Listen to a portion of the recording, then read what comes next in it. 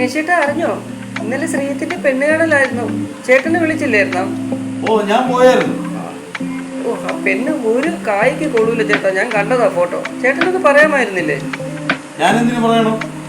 ഞാൻ പെണ്ണ് കാണാൻ അവനെ കൂടെ കൊണ്ടുപോയപ്പോഴേ അവനെന്നത് പറഞ്ഞില്ലല്ലോ. അവൻ അങ്ങനെ തന്നെ വേണം. ഇനി അവൻ അനുഭവിക്കാൻ കിടക്കുന്നതേ ഉള്ളൂ. നോക്കിക്കോ. എന്തിനാ ചേട്ടാ കുറ്റം പറയുന്നത്? അവൻ സിഗരറ്റ് വലിക്കില്ല, മദ്യപിക്കില്ല. നല്ല ചെറുക്കനല്ലേ അവൻ? അത് തന്നെ അവന്റെ കുഴപ്പം. സ്നേഹ, കഴിക്കാൻ എന്തെങ്കിലും എടുത്ത് വെക്കേ.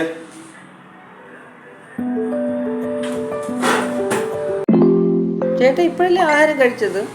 ആഹാരത്തിന് മുമ്പേ കഴിക്കേണ്ട ഗുളിക ഇനി കഴിക്കാൻ മറന്നുപോയി.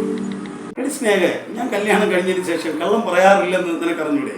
സ്നേഹമോളെ, നിന്റെ ജിമുക്കയും കമ്മലും എനിക്കൊന്ന് പണയം വെക്കാൻ തരണം. അടുത്ത മാസം 20-ാം തീയതി ഞാൻ കറക്റ്റ് നിനക്ക് എടുത്തു തന്നിരിക്കും. ഇല്ലാഞ്ഞിട്ടാണോ?